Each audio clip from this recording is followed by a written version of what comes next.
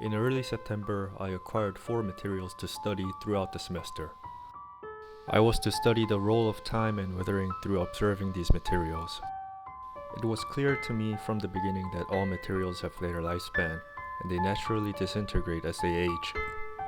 But for their physical alteration to become meaningful, they needed to have a relationship with me and their environment. Sumter's writing and thinking architecture resonated with me deeply. Materials gain poetic quality if the architect is able to generate a meaningful situation for them, since the materials themselves are not poetic. This is exactly what I aim to do with my materials, making use of them and creating a relationship with them, so that they can mean more than what they are made of, like how my old bike means more than steel frames and rubber wheels. My bike is about the memory of riding to class and exploring Pittsburgh. My terracotta pot was used as a toothbrush holder. I put my toothbrush, tongue cleaner, and razor in it. This is how much toothpaste residue accumulated over time. I did not clean it since September and kept using it every day. Now I know that what this material means to me doesn't have anything to do with how it changed. It means what it does for me, holding my toothbrush. So I decided to just clean out the residue, make it look clean, and probably more sanitary.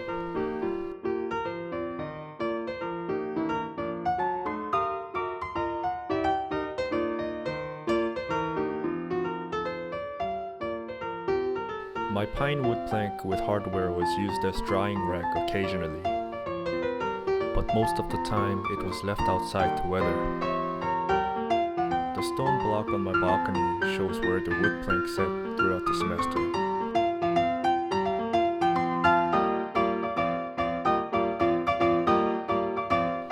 The surface of the plank darkened and got rougher. Some moles grew here and there, but the hardware didn't weather as much. I like to use the plank and hardware to dry my clothes. I hate letting my dryer crumple my t-shirts.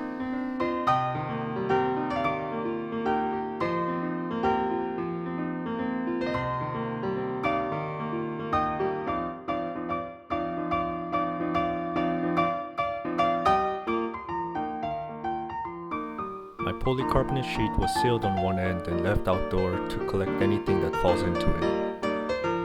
Until quite recently, the rainwater collected inside the sheet evaporated quickly, so the water level was low. But as the air got colder, rainwater evaporated much slower, leaving more water inside the sheet. It collected some bugs and dirt that fell into the sheet somehow. I decided to seal the other end to make the polycarbonate sheet a physical recording of things of Pittsburgh air, like a photograph of the atmosphere.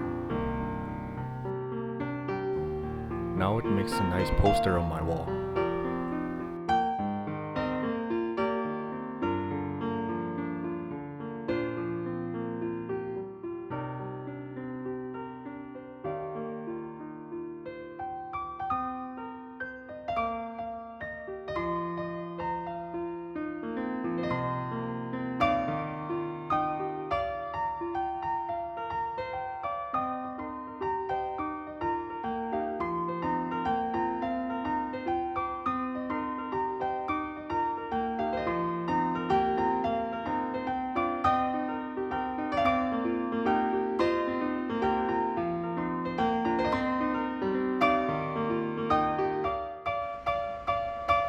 My galvanized steel was turned into a chime.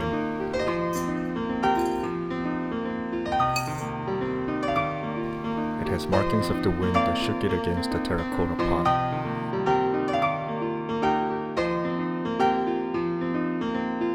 The pot collected some dirt in the air, and the basswood support got molds as the pot contained rainwater that sunk part of the wood.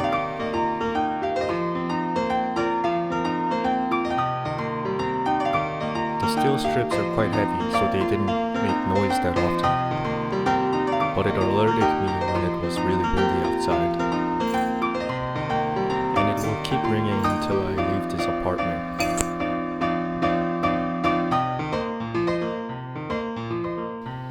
The 4 materials weathered in their own way. They became rough, dark, molded, stained, etc. How they physically changed did not mean as much as what they have come to mean to me over time. Their physical alteration was a byproduct of creating and maintaining relationships, and their weathering captured their time with me and the environment. For me, designing architecture with the idea of weathering and time is to design buildings that are more than what they are built of, making buildings that can relate to the users and the environment, and that are capable of telling a story of the relationship.